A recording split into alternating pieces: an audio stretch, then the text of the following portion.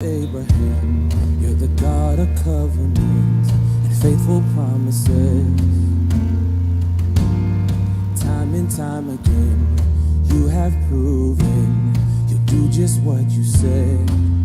Though the storms may come and the winds may blow, I'll remain steadfast and let my heart learn when you speak a word, it will come to pass. Great is your faithfulness to me. Great is your faithfulness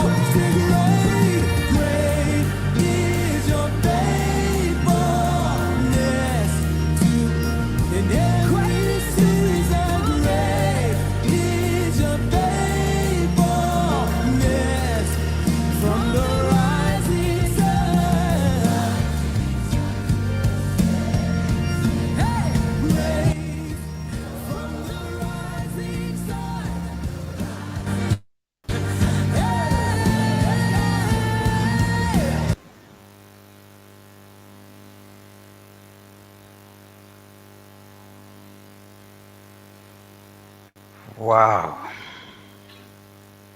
Good evening, everyone. This is Governor TV, and it's another Thursday, and we're here with the Better You TV show. I'm here with my co host and the anchor for tonight, Dr. Moses Paul. Thank you and good evening. Those of you watching across the world, I'm here and I'm co hosting with my brother, a friend, a colleague, and somebody that I respect so much as a leader of both business and spiritual world. And you are here for those of you who just listened to the music we just played right across right now. It raises hope, it talks about faith, it expresses worship. And yes, the Better You TV today, we're talking about four cardinal points that begins from faith, talks about finance, family, and nation building. And this is what it is. And last week, for those of you who checked us out, whether on YouTube, on Facebook, or any of our platforms here on Governor TV, you saw that we gave an overview of what we'll be talking about today. And here we are, already spirit filled, the atmosphere with this wonderful faith music that reverberates across the screen and our lives. And I want to say, welcome, and you just stay tuned, and you're going to hear different dimension and a tidbit of these four cardinal points that we'll be discussing today in the next few minutes. All right, So yes, go right ahead. Go right ahead.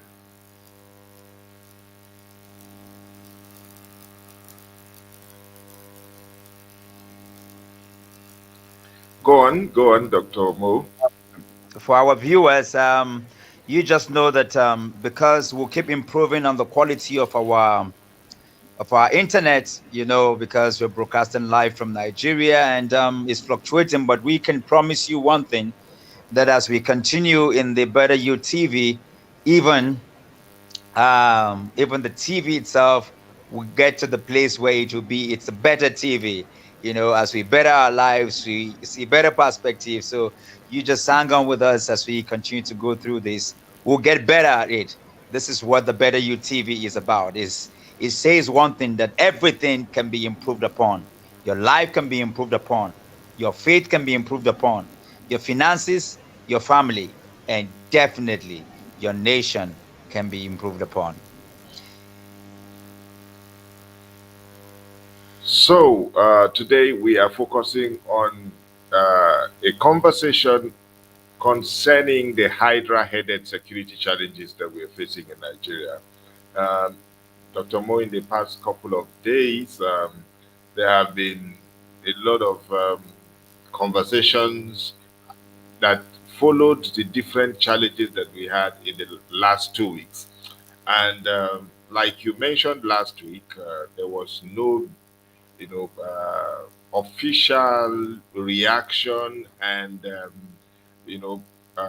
statements that tend to push the narrative of how we can solve our hydra-headed security challenges. Um, the nation has continued to experience one form of attack or the other, and there has not been any end in sight with respect to the challenges in the northwest where bandits are holding sway. It's true, the armed forces, the security forces have continued to claim that they are pushing them backward, but lives are still being lost. And we are still experiencing the attacks, in sporadic form here and there. And so today, as I hand over the reins of the conversation to you, I like for everyone to be, you know, positive in our in our orientation, even as we discuss the problem. Remember, we are the Better You TV show. Yes, we will not shy away from discussing the problems, but we will major on solutions. As we take up the issues, we will major on solutions. So I I leave the microphone more or less to my co-host to take the lead, and then I'm standing here from my own end of the city to make contributions on the issues that he will raise. Dr. Moore.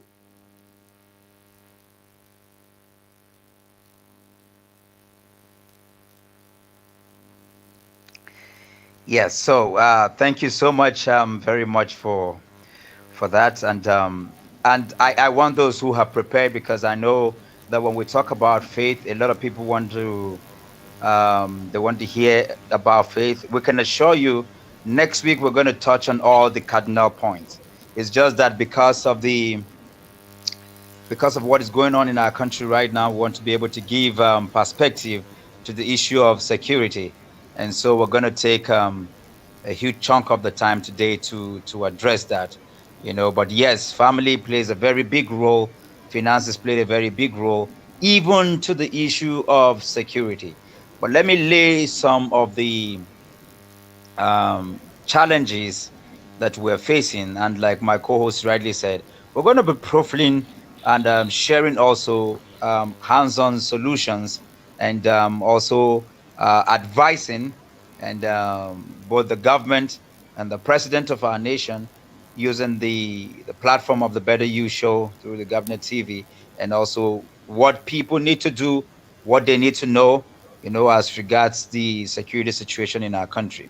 So, rightly said, as we speak right now, the Northeast is still facing a very, it's still a hotbed of what's going on. Um, and across the land, we're still being faced, with the security challenges. People still live more or less in fear. To be able to travel across the length and breadth of this country is still a very huge challenge. As we speak right now on this timeline, people are in the bush right now as we speak, who are under the captivity of the bandits, in quotes, the terrorists, right now, which makes it very complicated and complicit and also dangerous for our people. But I'll need Nigerians and people who are listening to also know, like I said last week, that Nigeria has no security policy. What we have at best, we have a defense strategy policy. But defense is not security. For those who want to look it up, you can look it up. To be able to defend yourself is to be able to defend against an impending danger, to defend yourself against an attack, to defend yourself against whatever is coming right at you. But security is much, much broader than defense. Defense is just an aspect of security. And if you check, I challenge the Nigerian government, I challenge our military, and I challenge all the leaders, all our heroes past. Nigeria has no security policy. And I'm saying that it's on this backdrop of the ideology that led us to this point where we do not have a security policy that gave rise to why all the things I'm going to analyze and enumerate today, you're going to see very clearly. Because again, ideologies are what gives birth to policies. And policies is what informs on the laws that are made on the land. This is how simple it is. Ideologies, what drives a people. I give you a simple example. If you look at the Igbo people as a nation, you will see that there's an ideology of economic reformation that has existed in the Igbo land from time immemorial. And that's why, whether you are in Kano, you are in Sokoto, you are in Abuja, or you are in Newi, or you are in Lagos, an Igbo man will pick a young person from the East and bring him to the shop. And after a few years or 7 years, what the years through which they call the service years, he will serve. And after those years, depending on the agreement, some 10 years, some 7 years, some as much as 20 years, the person who has walked in will be settled. The settlement comes with some form of freedom that will be given.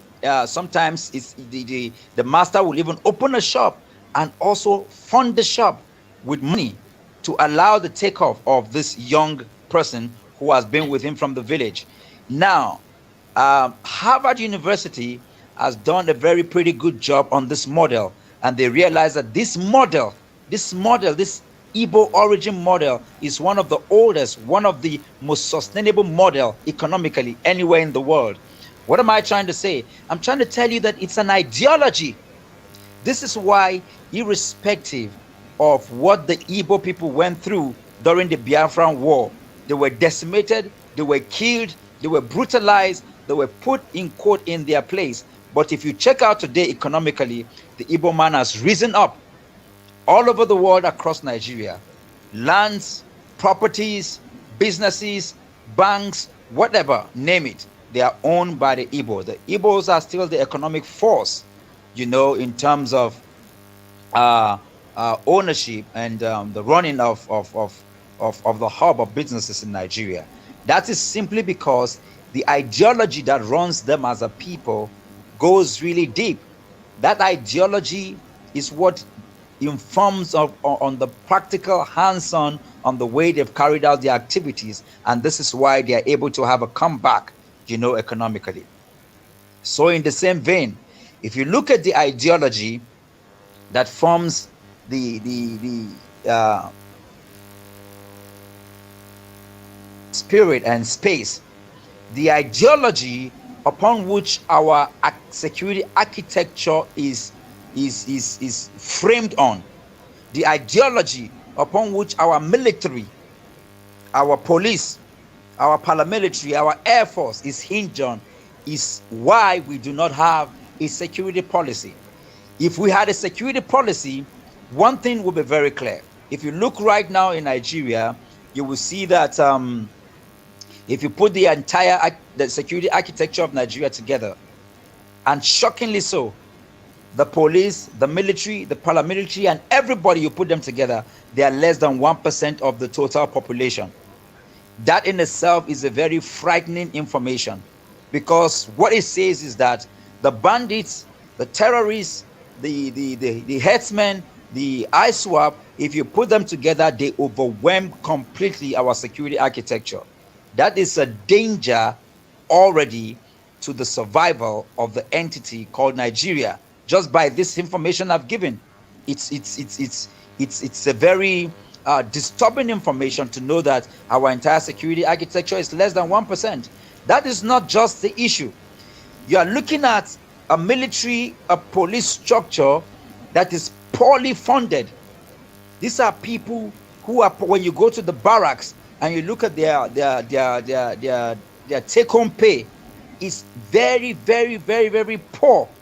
Now, how do a people who are poorly funded, they are supposed to fight a people who are financially motivated? The Boko Haram, the ISWAP, and the bandits are financially motivated. Not just financially motivated, they are fanatically motivated. The ideology that runs these terrorists and criminals is so strong. The ideology is that promises them financial benefits and also gives them an eternal benefit. How do you compare that with our soldiers who can't even send their children to schools, who can't even live in a good barrack, who are poorly funded? This is one of the things that is bedeviling the architectural setup of the Nigerian state, and given also a population of people. Generally, Nigeria is termed to be not just underdeveloped, but an undereducated people. Already in northern Nigeria, there is about 12 to 15 million children out of school. What that says is a staggering information. That is an army waiting to be recruited into banditry, into ISWAP, into Boko Haram, and into any of these dangerous sects that have been created. That being said, a huge percentage of Nigerians are not only unemployable, they are unemployed and they are not educated. What it means is that they can't even understand government policies. They can't even understand. If I begin to talk about strategic engagement that has to do with our security and defense policy, they don't even understand it. And that is a big danger. That means that they will not even understand what we are talking about in terms of security and defense. These are some of the dangerous narrative upon which we are sitting on. And then we are also a nation that is divided along ethnic and religious divides, and very, very badly so. These two parameters has eaten deeply into the security architecture of Nigeria, wherein our soldiers, our policemen, and our paramilitary people are divided along ethnic and religious lines. That is a very dangerous place to be. This is why we have a lot of compromise where our soldiers are concerned. Just yesterday, one of the I'm trying to remember the name of one of the machines that were bought recently by the Nigerian soldiers. As I speak to you right now, news has it, the speculation that it's already in the hands of the ISWAP army, because of the compromises that takes place within the army. A lot of retired generals and people, like the former captain that was interviewed on Channels TV, who alluded to the fact that there are a lot of military people, generals of our who are standing and are supporting the criminal elements on the basis of religion. These are some of the narrative, and these are some of the things that is crippling our security architecture. When you look at all of this that I've mentioned, is enough to crumble a country. If you look at Egypt, the reason why Egypt was able to survive the revolution was because the army is neutral. The Egyptian army is neutral. The Egyptian army will not even take sides with the president. For those who can remember, Morsi, who was then the Egyptian president, cannot give a command to the army as long as it's against the state of Egypt. This is one of the reasons why Egypt was able to survive the revolution that took place. Now, I want to talk about what is the way forward and what is some of the things that we have to do to be able to combat this impending danger that we sit on. Because as we speak right now, they have engaged all of our spaces, from the northeast to the northwest to the north central to the southeast to the south and everywhere, and they parade themselves with different names. You go to the Boko Harams, you go to ISWAP, you go to unknown government, you talk about the banditry. These are all the names. Fulani headsmen, call them whatever you call them. These are terrorists against the state of Nigeria, marauding and parading themselves with different molds, and facets.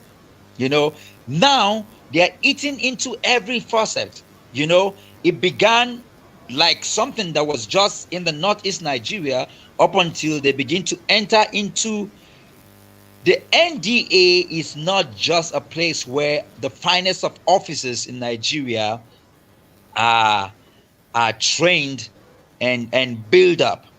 The NDA represents the defense academy of the country. If the NDA can be plunged down and our officers can be taken, it means that they have completely decimated the highest echelon of our security architecture in Nigeria. And this is what clearly has happened.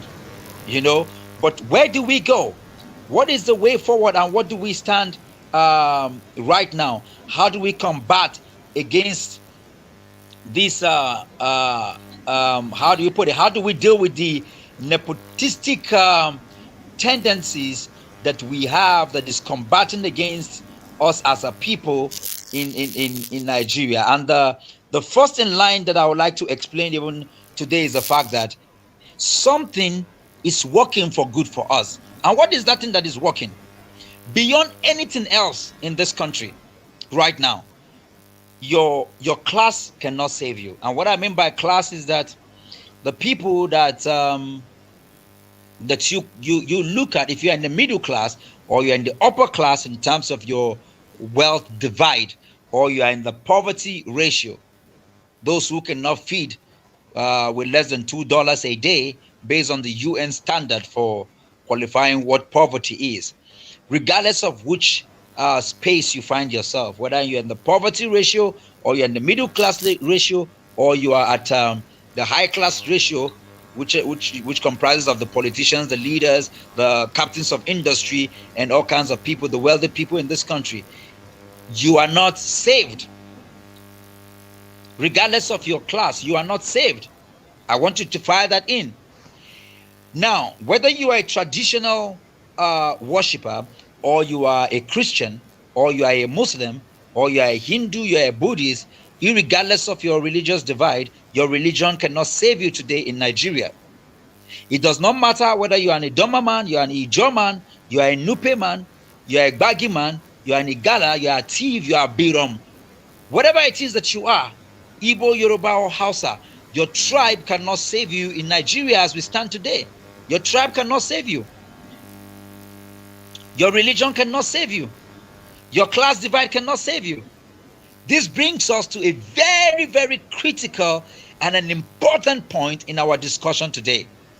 So your class cannot save you.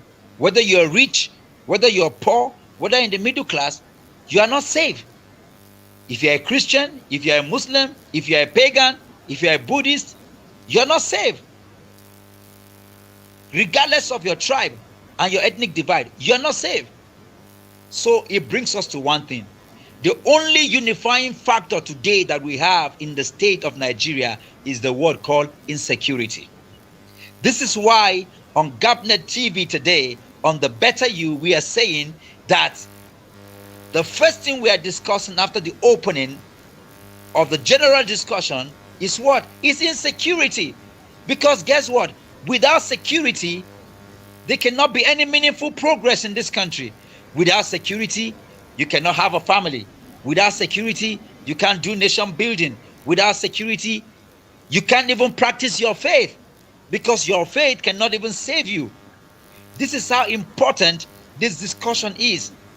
Whatever you are a child, you are a grown-up, you cannot be saved. Even if you are a military general, Nigeria is one country where military generals are killed like chickens and nothing happens.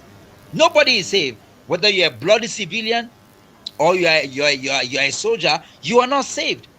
So the one thing that unifies us, and beautifully so, is called what? Insecurity. The word insecurity. Where do we go from here? Since understanding that the word insecurity is the one thing that unifies us and put us together. One of the things I will tell you that will help us right now is to look at this.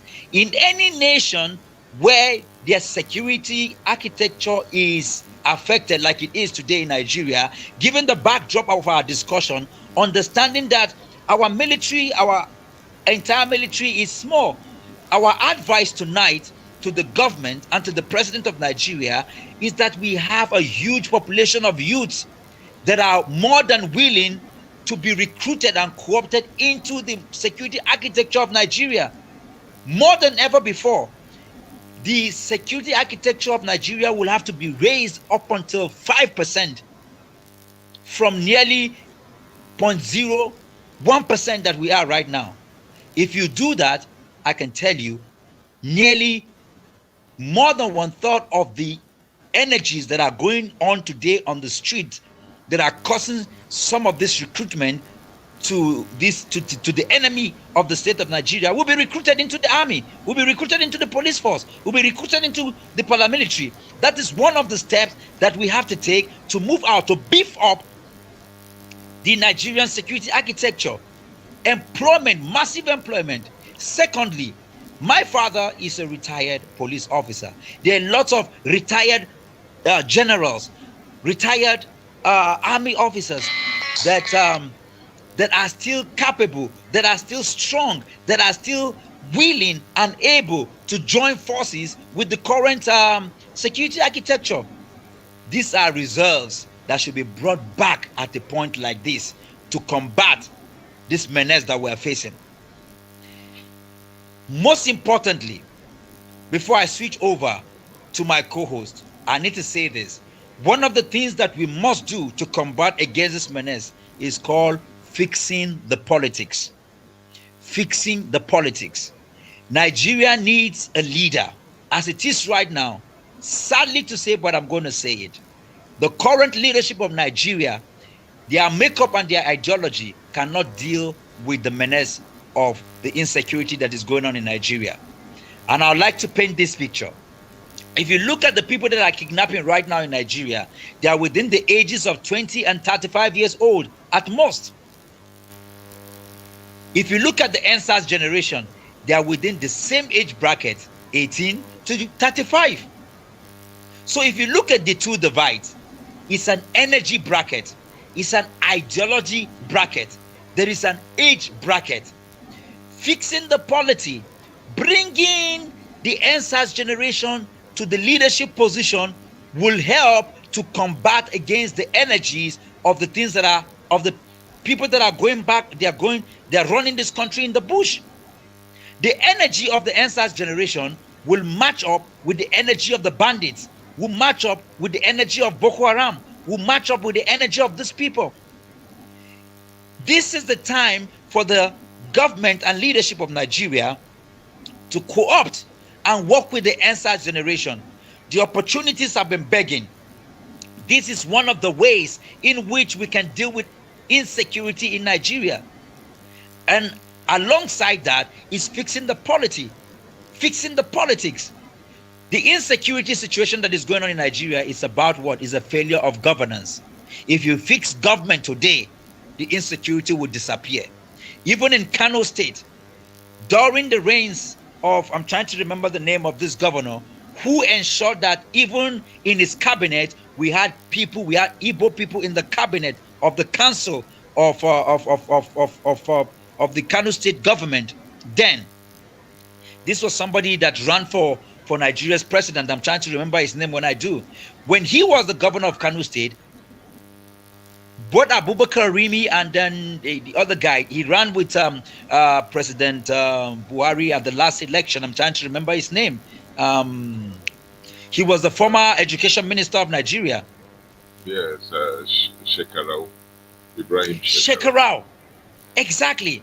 Look at the period where he was governor for 8 years. We didn't have any insecurity problem. Check it. The data are there.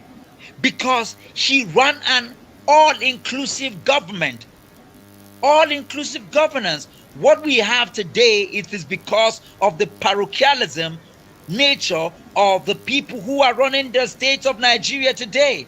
If you fix the government and have an all-inclusive government, if you have a president who is not leaned towards his ethnic groups, who is not led, and you can see the religious parochialism of his nature, who is not leaned towards his the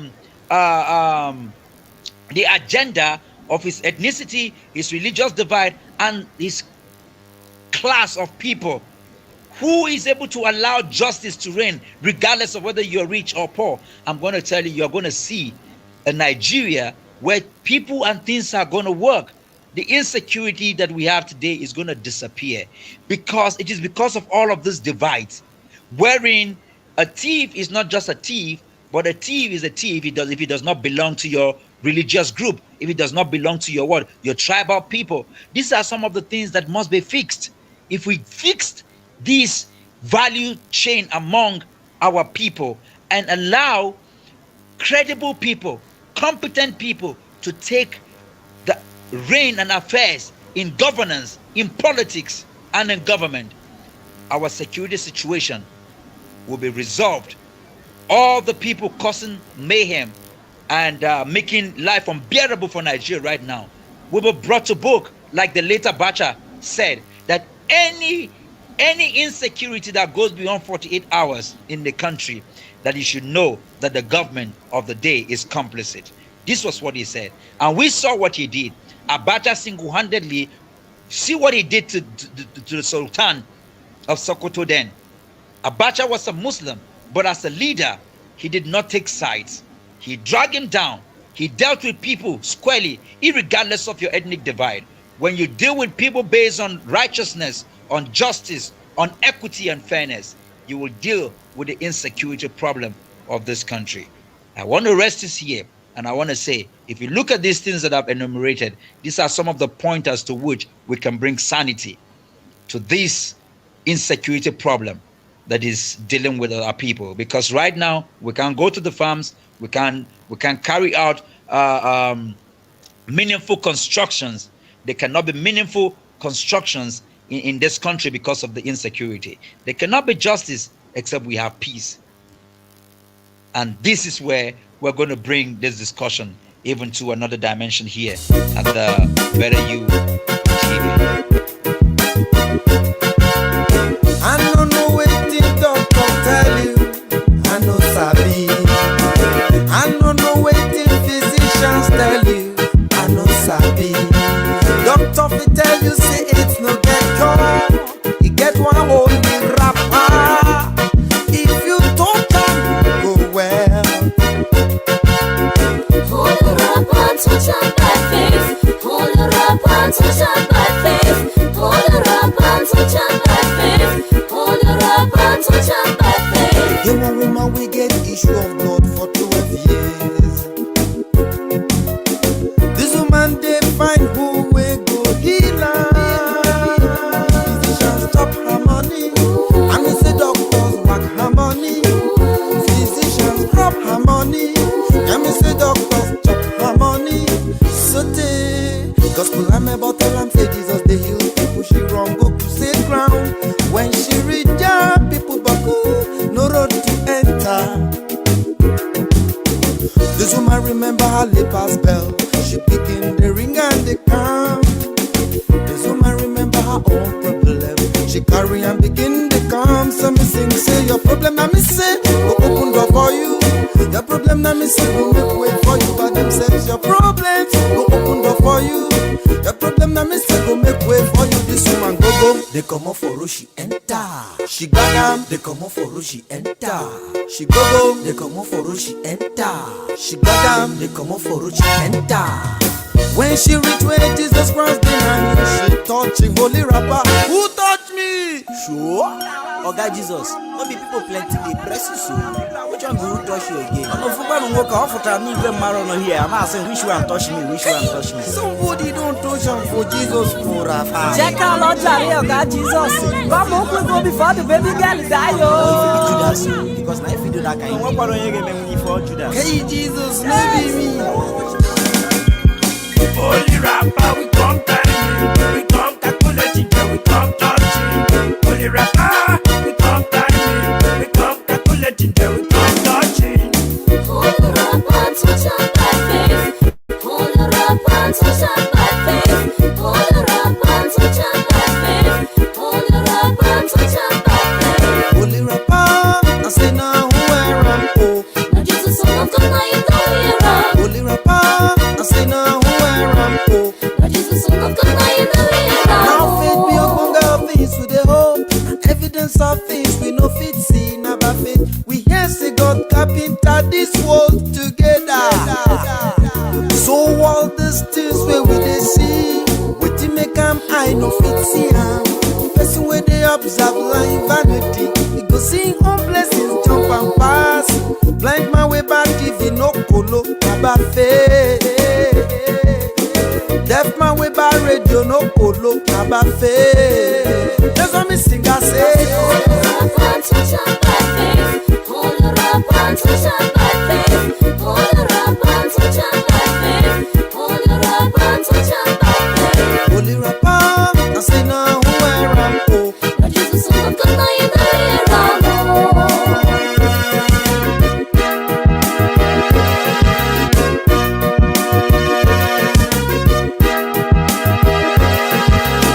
I who get here make it how wetin me talk.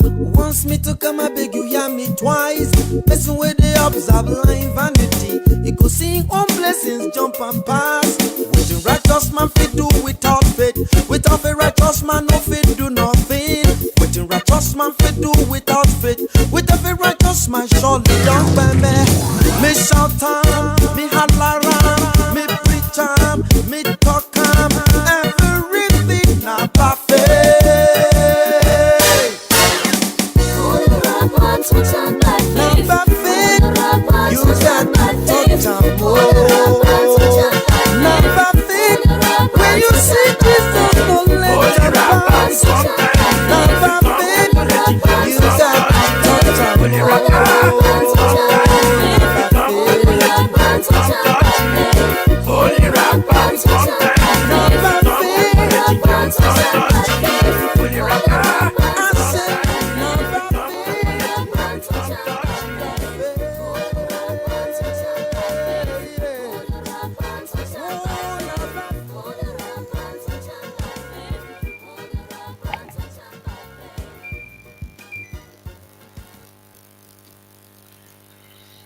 Yeah, Holy Rapper there by the exceptional Favor Johnson. And I remember the first time I watched him do this song live. It was in 2004. That's effectively about 17 years ago. Yeah. And it has carried the same atmosphere with it. And I have always, everybody in my house knows the lyrics of this song. So, and I think what Nigeria needs at this moment is a holy rapper, especially for our Absolutely. security outfit. All right. While you were discussing the very many issues that becloud our security architecture or our security network in Nigeria, one thing stood out for me, and it is the fact that we do not have a clear cut security policy. We just have a reactionary policy by reason of a defense policy. And so we do not have a security policy that tends to look into the future and say, in 20 years' time, this is where our security and network will will be. This is how the entire structure of our security will look like. In 30 years' time, we should be able to answer any call from any African country in order to provide help. I know that in the eras that went by, in the era of the Ibrahim Babangidas, the Sani Abachas, Gotcha. Nigeria used to be a force to reckon with in terms of the military.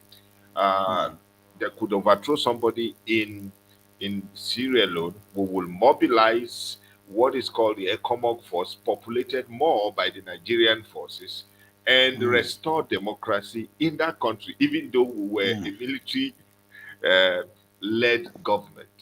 Okay, you will find that a certain Charles Taylor will want to misbehave, all right, and Nigeria will just put him in check. The entire West Coast and the African continent referred to the Nigerian military as the power um, The uh, powerhouse. bank, powerhouse of African security. You know, Yes. our security forces were dreaded, were feared across the continent. So, what has happened today that we have been breached so much that renegade non-state actors can plant, you know, their flags on our territory? It is unbecoming that persons who do not have any kind of position in the architecture of state can invade schools, take away children, invade our national defense college, and take persons, kidnap persons by the roadside. This is a breach that we cannot take lying low. Now, the truth is, over time, our population has increased. Over time, we have become more aware as a people. And so, as this awareness happens, as the population grows, as we begin to, you know, become like a global village alongside other parts of the world, there was no policy to bridge the gap. And so non-state actors found these gaps and began to take advantage of it because there was nothing, covering that. Now, from Sokoto to the Lake Chad area, that entire stretch of land is is um, is a major part of Nigeria's border with Niger, part of it with Benin Republic on the left flank, and you have Chad and Cameroon, and these are border areas that are not policed. I understand that we have more than 1,500 entries into Nigeria from that flank alone Alone. that is not policed. So between uh, some parts of Niger and Chad and Cameroon uh, into Nigerian territory, they are not governed. They are completely ungoverned spaces. Now, in today's world, shouldn't there be uh, uh, opportunities that we can take advantage of as a country to be able to police these areas? Now, if you say aircrafts are very expensive, then you can deploy drones, unmanned vehicles. Unmanned vehicles. You can deploy them from command centers in Sokoto, in Katsina, in Kano, from Jigawa, from Kebbi, from Across the from belt. from from Yobe, and up to Borno State. You have command centers in all of these 7 states that are on the border flanks and patrol these places. How much does it cost to get a drone? As a matter of fact, people use drones for wedding ceremonies to take pictures. All right, you can get a drone for as low as 200,000 naira. All Yes. you need to do is to put a camera on that drone and ensure that it's a high quality military drone that can go very high, very far, track Yeah. track, ungoverned territories, and bring back information. You can even have live feeds because when Yes. you fly an ordinary drone from the ground where you're using it for civilian activity, you can actually see the pictures that the drone is bringing back Yes. on your phone. On your phone. Now, this looks very simplistic. Okay, why are they not using it? It now begs the question as if there is some measure of conspiracy, within the concept of security that it must continue almost like we not having enough power so that people can continue to sell generators. Yeah. Now, I interacted with some non-governmental organizations in the Northeast. They came for training in Kano, and we had to engage them. The training they came for was a different thing, but they were non-governmental organizations, and they came for management training. And I was concerned, and I said, "You guys have these NGOs. There are so many NGOs. The ratio of NGOs in the Northeast side by side with others in the country is almost like 3 to 1. Now, No, no, this no. place is not That's secure. that's too much. That's even too much. All right. So we are not secured. Yes. But see, the Red Cross, Doctors Without Borders, all of these non-governmental agencies that are in the Northeast, starting from Jos over to Bauchi, you find a lot of NGO activities. And then I asked them, if the place is not secure, how comfortable are you guys in that place? You know, now ordinary civilians find it difficult to travel between Damaturu and Maiduguri, but the NGOs are all over the place. They are all over the place. Okay, they were talking about negotiation with the Boko Haram persons so that some members of the Chibok girls can be rescued, and it was Red Cross. It was Red Cross and an organization supported by the Netherlands government that went into the bush to go negotiate with the terrorists. So, what kind of fraternity exists between non governmental organizations and the bad guys? What what is the fraternity? What is the so there are NGOs that have paid for rent for almost 20 years. And that's why one of the military generals in the Operation Black Dori was concerned about. That's what he was concerned about. He was asking the NGO guys, why are you guys paying rent for 20 years? Is there something you know that we don't know? You are paying rent for your organization for 20 straight years so that Yes. you can remain here. Do you want this thing to continue for 20 years? So it means that there are there are certain international elements, there are certain conspiracies even beyond the borders of Nigeria that have made the security situation a Absolutely. business, a business, a business. Now, um, to wrap up my thoughts concerning this matter, and that's I believe that's the area that I believe the government can come in if there is sincerity of purpose. Mm, You know, find out what some international organizations know about these people that you don't know. Why should mm, our military be acting blind? Because most of the attacks on our military is completely, it doesn't make sense. How can mm. terrorists make a decoy and send intelligence more or less to the military that they are going to attack somewhere? And the moment they Hmm. move, they just ambush the military on one hand and attack their barracks on the other hand, catching them unawares. That is not right. It means that our security architecture is not coordinated. We are not making use of the right strategies in terms of intelligence. What has Mm. happened to the Nigeria Intelligence Agency? What has happened to the what is actually the work of a DSS? Hmm. Defense. What is that? You know, the job of a DSS is not to be arresting politicians who are No. against the government.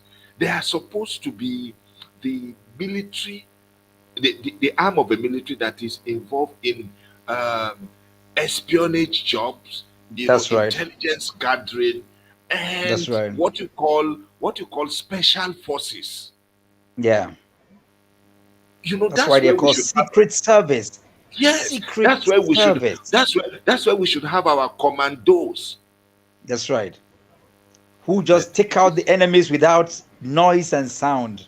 One person should be able to invade an enemy camp with secret backup from the military and take out places. We hear that That's they how have that's how Osama bin Laden was taken out. I mean, yes. we watched it, and like you rightly said, I was on ground in Sierra Leone. Do you know the best and the longest street in Sierra Leone is named after Abacha because Can you imagine? of the because of what he did, how he brought sanity to their insecurity. I was also in Liberia to see what happened. Our soldiers are highly feared and honored, second to none. Just to add up a bit to what you're saying, you know, it's pathetic that we're having this discussion today. And I think that it is high time that we get this right because one, we have so many ungoverned territories. Two, we have so many state actors, and then three, we have gaps of intelligence. The Yes. knowledge gap has to be bridged within the security services. Now, I am Yes. not even talking about the police because more or Mm. less the army is involved in more than 23 different operations across the country, which is which shouldn't be. The army is stretched Mm. to its limit, and I don't Mm. think that we have close to 200,000 foot soldiers in the army. And that brings the concept you're discussing about the entire security architecture now being up to 1% of our No. population. Um, I was reading statistics about other countries, and I discovered that places like Egypt, they have close to 500,000 army personnel. You know, maybe because Iraq was fighting a war, they have about 1.2 million uh, fighting men, foot soldiers. The US And has these are more people than who they don't have our population. They don't even have half absolutely, of our population. Yeah. absolutely. The American military is close to 1.5 million, even though they have uh, camps across different parts of the Half of the world, world. as part of their defense policy, as part of their you know military policy, as part of their world conquering policy, world Yeah. policing policy, and the budget for the military in most countries is the highest. Yes, we may see that it appears to be so in Nigeria, but there is no investment on a continuous basis in ensuring Mm, that our military grows. Because by mm. now, because we're in a state of war, by now our military should be approaching 500,000 foot Yes. soldiers. Yes. Because of this overstretched nature, we should have more than enough men on ground to outnumber the bad guys in the south, in the Any. northeast, south, in the northwest, and in the north central, where Yes. you have to juggle numbers. Okay, you have to move some men from Jos, take them to Bauchi, towards Medugri, and then what happens to the space you leave behind? And most of this, we also have to learn how to fight asymmetric wars, because these are non-conventional wars. The enemy we are fighting cannot be seen in terms of uniformed men. They can Yeah. enter the population, mix with the population, and you know drop their soft stuff on innocent people. But that is their This strategy. bring me back to what you were saying. What is Yeah. the role of our DSS? What is DSS, the role of other people? other Sadly, because of the intelligence sake of agencies. exactly, for the sake of our time, we can't deal with this. Is like it's not even a drop in the ocean, because Mhm. there are different perspective and different things that if we dive into right now, we're not even going to. What I did was to try and do, how do you call it?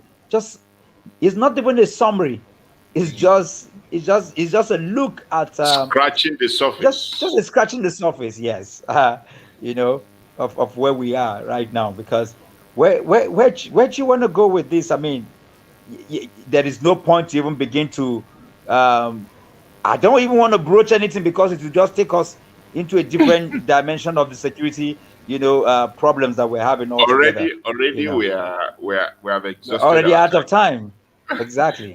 The important Which thing is that we must continue to engage the issues, whether we are live on Gomnet TV or not. mm, But the mm, truth remains that the current set of leaders do not seem to have a handle no. on how to secure Mm, Nigeria.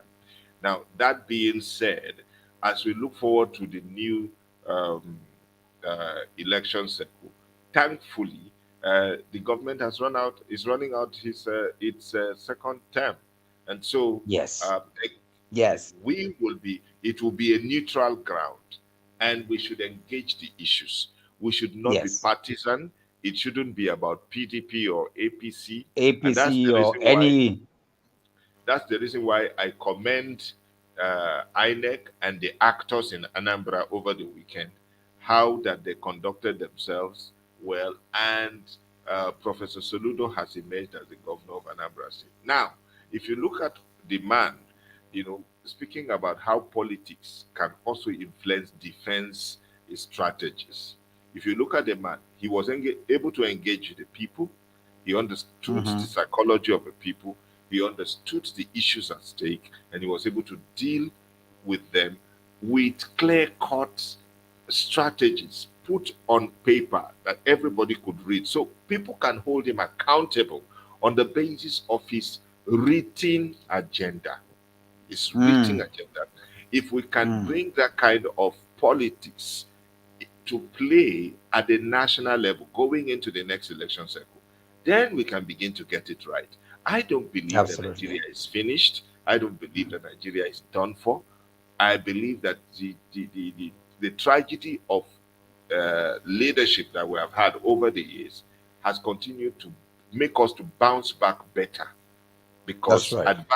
adversity more or less has made it easier for us to get That's things right. right. And so we're looking forward to a better security strategy as a country. And while we wait for that to happen, I we implore the military authorities to stand up to the challenge. We can do this with better strategy. We can do this even through kinetic means, because I That's still right. believe that the military has what it takes with the right strategy to shoot down every opposition to the unity and the security of our country. And I think on that basis, I'd like for us to drop the ball at this point, and I ask you, Dr. Mo, to give us your last line, and then we shut down. I mean, very interesting points you have enumerated very simply, clearly, and strategically, if I must say that. And that's quite commendable, the things you've highlighted. On a last note, I want to say, like you said, that better you can be better security for Nigeria. And on the last strategy drop, I want to say, look at the way the Anambra elections were conducted. 34,000 police people were stationed in Anambra to ensure, and for the first time, there is no record of one death, which is very commendable. It shows that this is the better Anambra, hopefully, we are going to see. This is the better Nigeria that we are going to see. In the same vein, I want to say, and as a challenge to all of us, imagine that anytime we hear that a kidnap case take place, how about sending 1,000 soldiers or police to overwhelm and run out these terrorists? Absolutely. If 34,000, 34,000, 34,000 can be stationed in Anambra to bring peace, tranquility, and ensure for a fair, a credible people's election, we strongly believe that Nigeria's security architecture can be dealt with, and we can have a better nation, a better family, a better finance, a better development, and a better you. Thank you so much, Dr. Mo, and to all of our viewers around the world. It has been a beautiful time discussing the Hydra headed security challenges that Nigeria confronts right now. And the Better You TV show continues next Thursday as we bring you another subject matter within the framework of our four thematic areas. It's been a beautiful time out here. Incidentally, I'm breathing the same air with Dr. Mo right here in Abuja.